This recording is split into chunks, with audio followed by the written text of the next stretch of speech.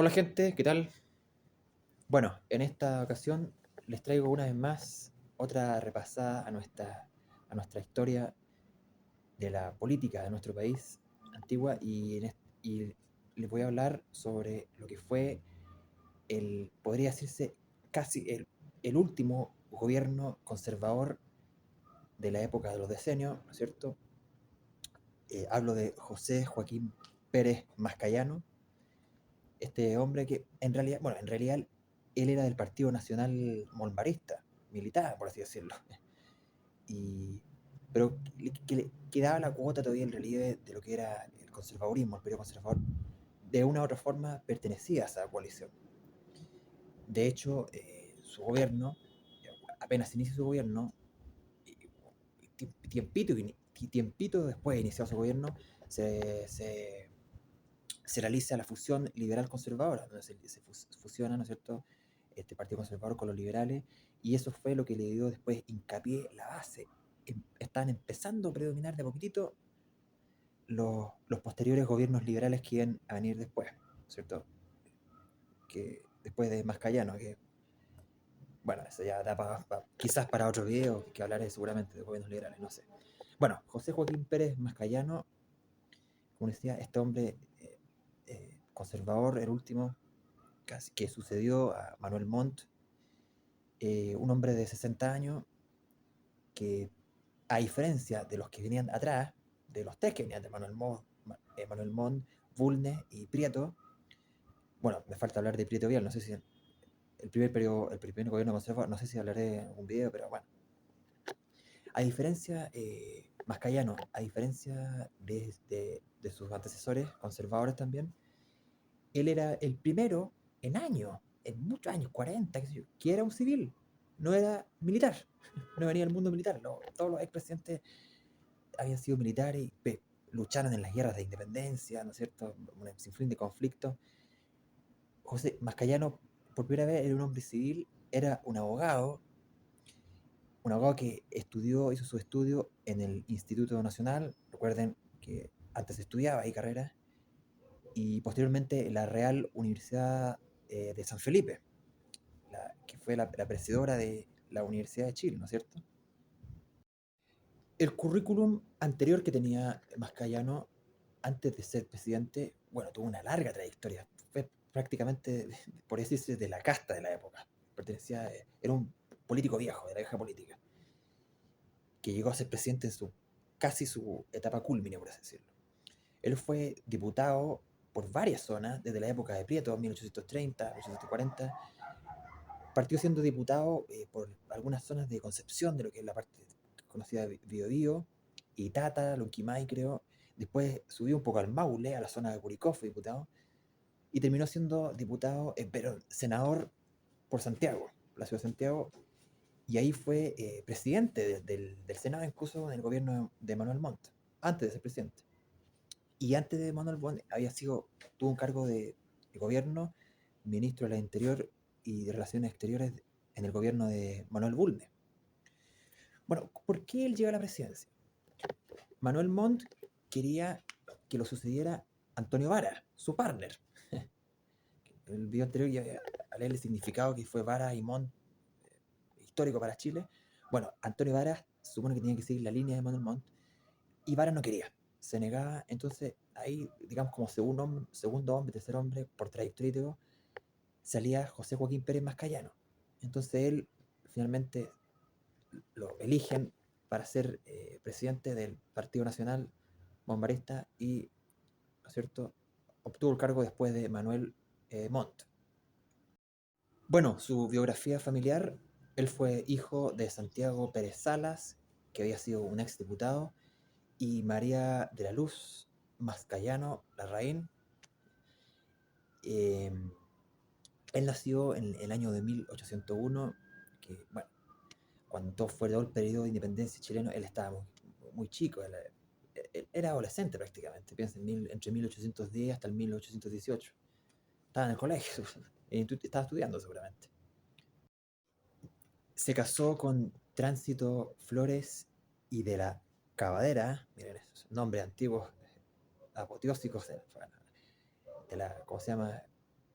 de la aristocracia, bueno, y con ella tuvo 11 hijos, bueno, como decía anteriormente en los otros videos de los otros presidentes, era normal en esa época esa cantidad de hijos.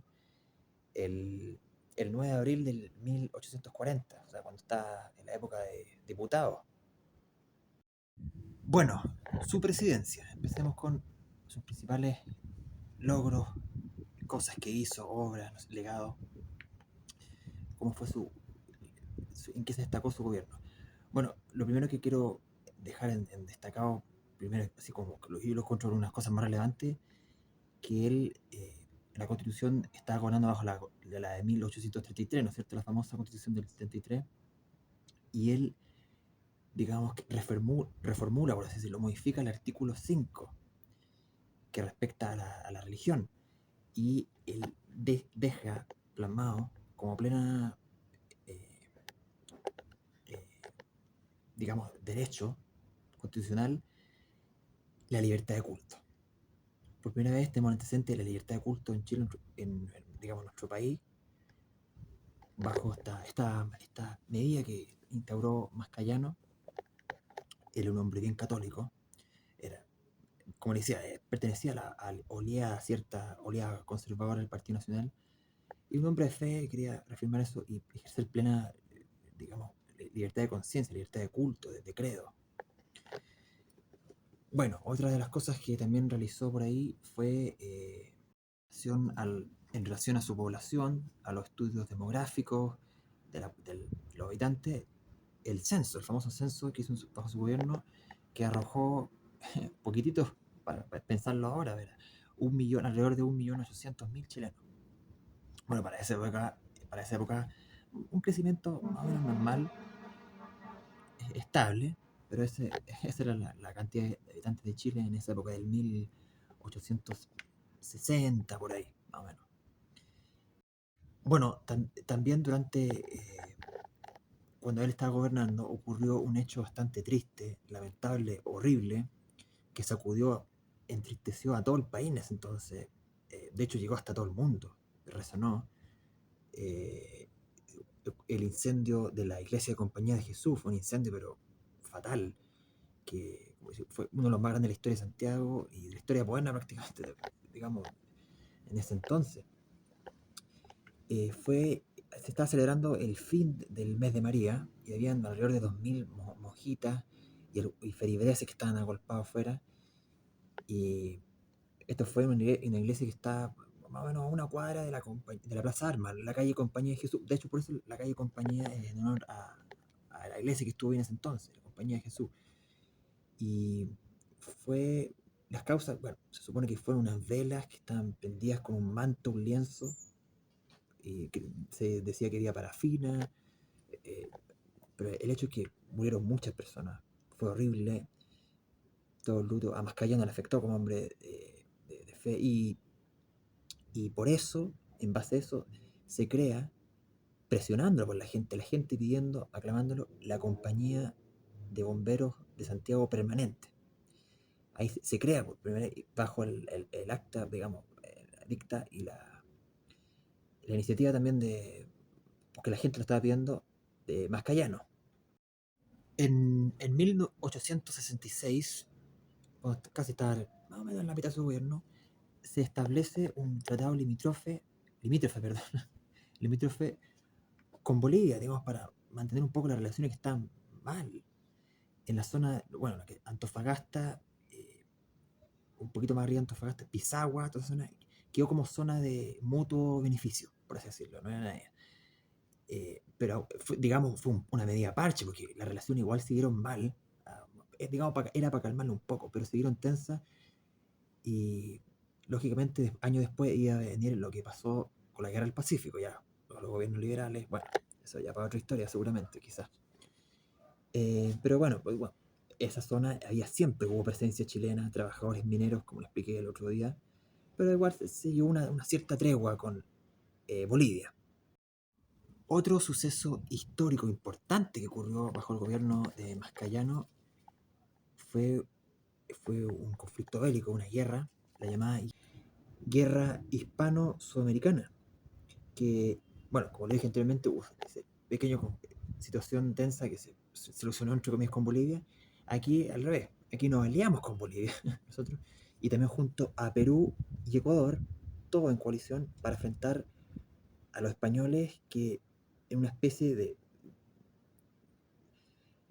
que tenían un viento de reconquista, pero esta guerra, la causa de esta guerra fue un conflicto específicamente entre Perú y España, por un problema de acuerdos con los guanos, unas deudas que tenían históricamente, bueno, y un sinfín de,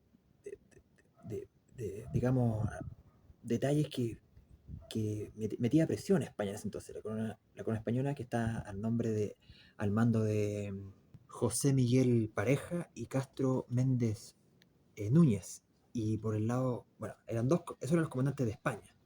Y por el lado, los comandantes de Chile, Perú, Ecuador y Bolivia eran dos, peruanos y chilenos. Era Juan Williams Rebolledo, era el chileno, y Mariano Ignacio Prado, el peruano.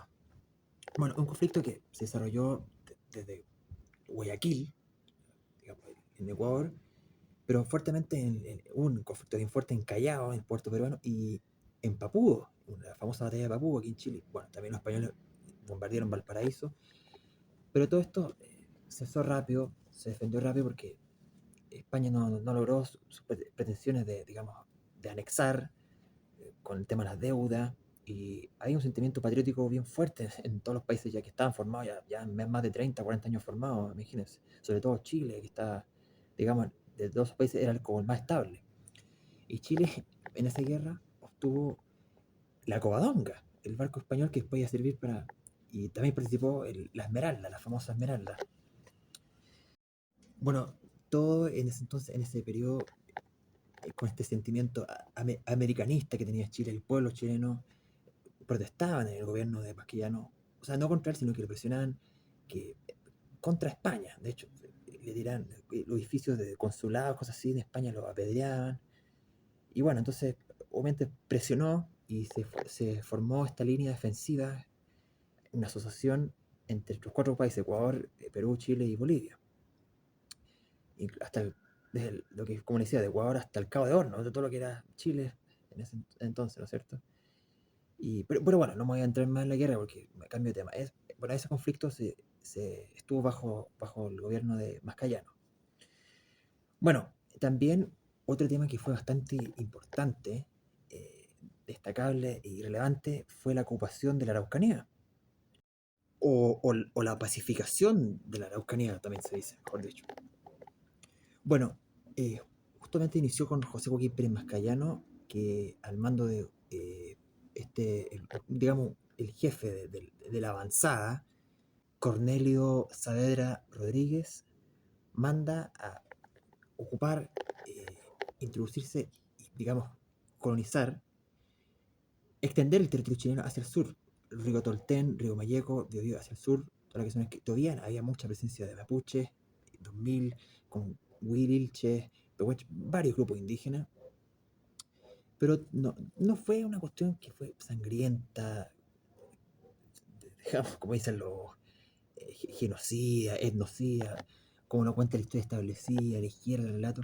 De hecho, como se dice, fue pacificación, fue una introducción, una mezcla de asimilación entre la cultura mapuche y Chile, el Estado chileno. Nosotros fuimos súper piola y pacíficos con los mapuches.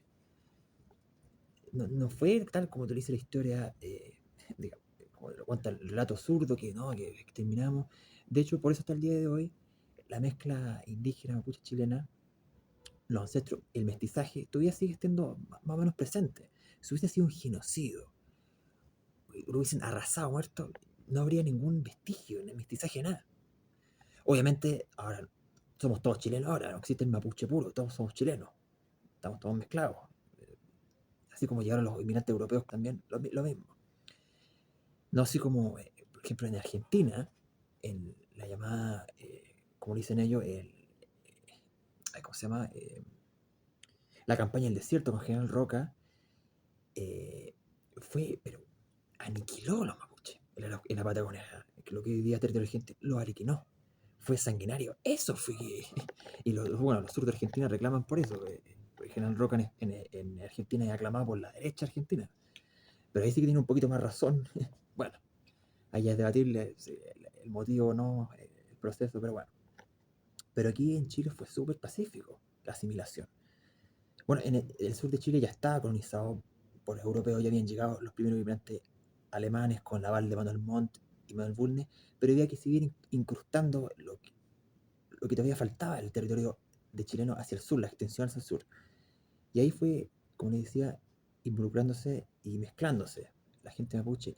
Cornelio, el que estaba a cargo, negociaba constantemente con los grupos mapuche, con los caciques de la zona de cada conflicto.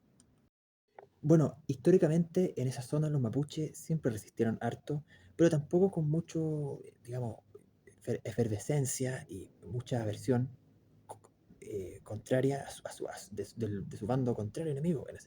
En esta época de 1860, la ocupación de la Araucanía, ¿no es cierto? O la pacificación, que inicia Mascayano, pero iba a durar hasta gobiernos liberales, hasta Aníbal Pinto, creo, no estoy muy seguro. Y venía desde antes, desde la época de los españoles. De hecho, el último bastión del Imperio Español, antes de que Chile se independizara en un 100%, fue Valdivia, Chiloé, toda esa zona, y los indígenas mapuche estaban al mando del rey, eran leal al rey de España, o sea, estuvieron con España porque creían que con ellos iban a estar bien, se liberaban ellos con el Imperio Español. Eso fue lo último el último bastión de que le costó a Chile independizarse, la campaña hacia el sur, post batalla Maipú y Chacabuco, a Valdivia, y ahí estaban los indígenas peleando junto a los españoles. Otra historia que no te cuentan los zurdos que no quieren ver esa parte de la historia. Pero bueno. Bueno, otras cosas que también fueron significativas que hizo, pero que no tuvieron la repercusión que las cosas que les conté anteriormente. Bueno, él inauguró, bueno, el ferrocarril de Valparaíso a Santiago, digamos, fue la base de esa línea que es antigua, que, bueno, todavía creo que están en desuso. Hay proyectos que van a iniciar este tren, el proyecto que dejó Piñera, que el Beluso lo modificó, y dando la vuelta por otro lado, imbécil. Bueno, pero la base de esa línea la hizo Mascayano. La Constitución de 1833 también la modifica para que el presidente no se reelija inmediatamente. Y es por eso que desde ahí él fue el último que fue reelegido, gobernó de años, el último de los decenios conservadores, y ahí pues después por eso empezaron los gobiernos liberales cada 5 años, cada 6 años. Una reforma, gracias a esa reforma de Mascayano, que se acabó la reelección, por así decirlo. Bueno, fue un hombre que fue bastante defensor de la libertad de prensa en esa época, que era bastante de que hablar la libertad de prensa. Bueno, también tuvo un posterior, nuevamente, periodo de senador, también por la provincia de Santiago, y eso más que nada. Bueno, finalmente fallece ya, vivió harto, vivió viejito para la época, 88 años, y creo que falleció en 1889, ya en la época de los gobiernos liberales. Así que eso, la información de José Joaquín Pérez Mascayano, lo que pude leer, lo que alcancé a aprender de él, como siempre le digo, hay que cultivarse con la historia de nuestro país, mantenerla viva y defender la verdadera historia, y no que otros te cuenten la historia tergiversada y manipulada. Así que eso, gente, que estén bien.